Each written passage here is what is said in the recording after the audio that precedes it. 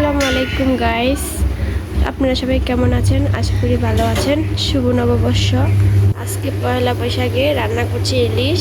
দেখেন, ইলিশটা আমি চোচা ফেলে নিয়েছি। এখন আমি স্লাইস মতো করে কেটে নেব, তারপরে মাছটা ভাজি করে নেব। সাথে রান্না করব পোলাও আর পান্তা ভাত, চাপা পাতলা। সকালে নাস্তা করে ফেলেছি আমরা।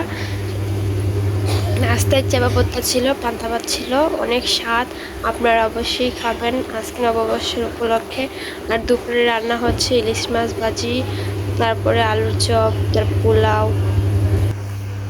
সো গাইস, এখন মাছটা স্লাইস মতো করে কেটে নেব। এখন কাল্লা করে কেটে নিচ্ছি।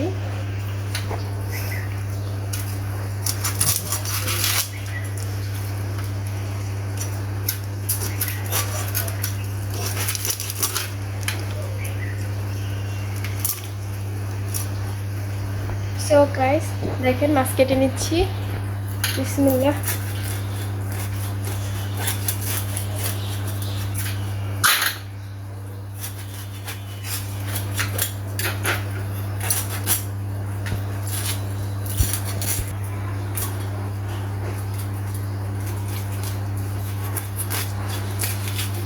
যে এরকম করে স্লাইস করে কেটে নেবেন, বেশি পাতলা করতে যাবেন না, তাহলে টুকরা করে বেঁকে যাবে।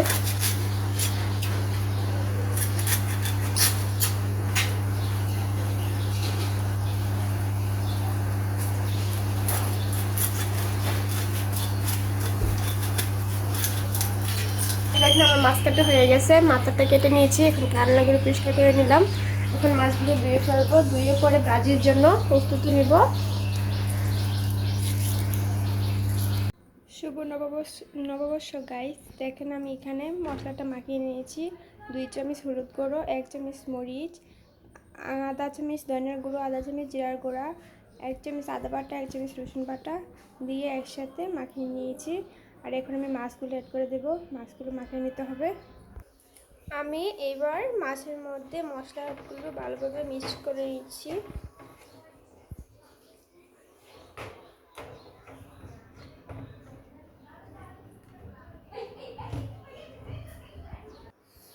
সো গাইস, মাখানো হয়ে গেছে। এই পর্যায়ে আমি প্যানে বসিয়ে দেব।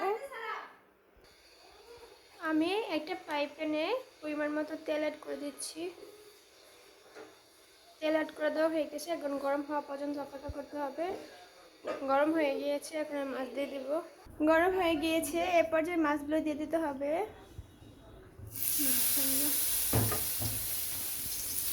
আপনারা চাইলে সরিষার তেল দিয়ে ভেজে নিতে পারেন। সরিষার তেলটা দিলে বেশি ভালো হয়, ফ্যানটা একটু ভালো হয়। যেহেতু এখন তো নাই, তার জন্য আমি সয়াবিন তেলটা দিয়ে করছি।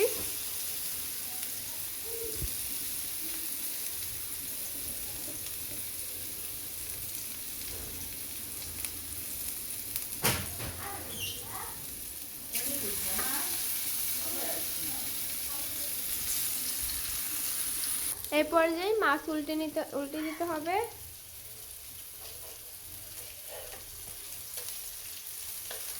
অনেকে মাছ বাছতে গেলে মাছ ভেঙে যায়, উল্টানো যায় না, মাছ লেগে যায়। আর আপনারা কিভাবে আপনারা মাছ সুন্দরভাবে করতে পারবেন, আমি আজকে সেই রেসিপিটা শেয়ার করছি। আমি প্রথমে তেলটা ভালোভাবে গরম করে নিয়েছিলাম। আর ফ্রাই প্যানটা যদি একটু তেল থাকে তাহলে সবচেয়ে বেশি ভালো হয়। ফ্রাই প্যানটা যদি আপনারা ভালোভাবে গরম করে নেন প্রথম, তারপরে যদি তেলটা দেন, ভালো করে তেলটা গরম করে নিয়ে তারপর মাছটা দিবেন, তাহলে ভাঙবে না। মাশাআল্লাহ, আমি উল্টিয়ে দিলাম। মাশাআল্লাহ, হয়ে গিয়েছে। এখন আমি তুলবো। সবগুলো মাছ একটু ভাবে উল্টিয়ে দিলাম।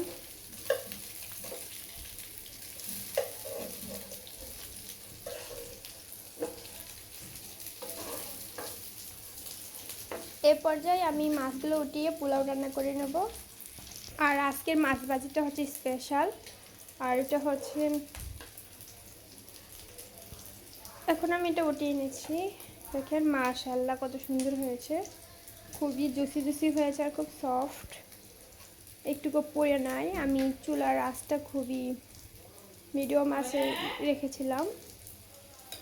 মাশাআল্লাহ মাশাআল্লাহ সবগুলা মাছ উঠানো হয়ে গেছে। এরপর যে আমি মশলাটা ভেজে নেব। মাশাআল্লাহ আমি এখন মশলাটা দিয়ে দিচ্ছি। আপনারা পেঁয়াজ না ভেজে এভাবে মশলাটা ভেজে একবার হলো ট্রাই করে দেখবেন, এত স্বাদ, মানে আপনাকে আমি বলে বোঝাতে পারছি না। একবার হলো খেয়ে ট্রাই করবেন আর আমাকে কমেন্ট বক্সে বলবেন। দেখেন মশলাটা আমি হালকা মিডিয়াম আঁচে ভেজে নিচ্ছি। আর আর এখানে আমি মাছের কানলাগুলো গিলা ওর হচ্ছে এটা না ফেলে দিয়ে আমি ভেজে নিচ্ছি। একটু সামান্য পেঁয়াজ দিয়ে ভালো করে মেখে নিচ্ছি। আমি মেখে 2-3 মিনিটের মতো রেখে দেবো। দিয়ে দেবো 2টা কাঁচামরিচ। ভাজা হয়ে গিয়েছে, এখন তুলে নেব। তো গাইস আমি এখন কানলাগুলোর উপরে আর যে গিলাগুলো ছিল ইলিশ মাছের সেগুলো ভেজে নিচ্ছি। এখন ভাজা হয়ে গেছে, এখন আমি পোলাওটা রান্না করে নেব। পোলাও রান্না করার জন্য আমি এখানে 3 পট পোলাও চাল নিয়ে নিয়েছি। আর এখন আমি ধুয়ে নেব। অ্যাড করে দেব এখন তেল। 1 কাপ পরিমাণ তেল দিয়ে দিয়েছি। এখন দিতে হবে, এই পর্যায়ে অ্যাড করে দেবো পেঁয়াজ। পরিমাণ মতো পেঁয়াজ কেটে নিয়েছি, এখন ভালো করে ভেজে নিতে হবে। আর এখান থেকে কিছু পেঁয়াজ তুলে রাখবো।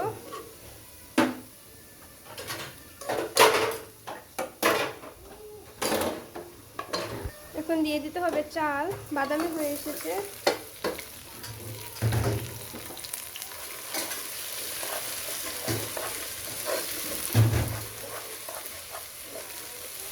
আর আমি বেরেস্তার জন্য কিছু পেঁয়াজ দিয়ে রেখেছি। এখন দিয়ে দিতে হবে এলাচ, দারচিনি, লং, তেজপাতা, লবণ।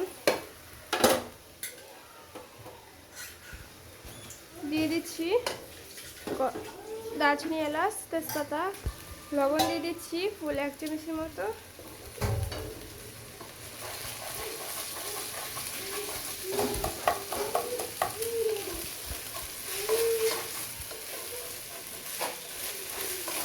দিয়ে দিতে হবে আদা রসুন। এ পর্যায়ে এড করে দিচ্ছি রসুন বাটা আধা চামচ, আদা বাটা আধা চামচ। এখন নেড়ে চেড়ে দিতে হবে। এ পর্যায়ে আমি পানি অ্যাড করে দেব। 3 পট চালের জন্য 6 কাপ পরিমাণ পানি লাগবে। মাশাআল্লাহ পোলাও হয়ে গেছে প্রায়, এখন নামিয়ে নেব। দেখেন কত সুন্দর হয়েছে, খুব নরম জুসি টুসি হয়েছে, চাল একদম ফুটে গেছে। মাশাআল্লাহ এখন নামিয়ে নিচ্ছি, এখন পরিবেশন করব। দেখেন আমি একই সাথে 2টা রেসিপি আজকে শেয়ার করলাম। কেমন হয়েছে অবশ্যই বলবেন। ভালো লাগলে সাবস্ক্রাইব করবেন, অবশ্যই কমেন্ট বক্সে জানিয়ে দিবেন। সবাই সুস্থ থাকবেন, আল্লাহ হাফেজ। সো দেখেন ফাইনালি আমার মাছগুলো কি সুন্দর সফট হয়েছে।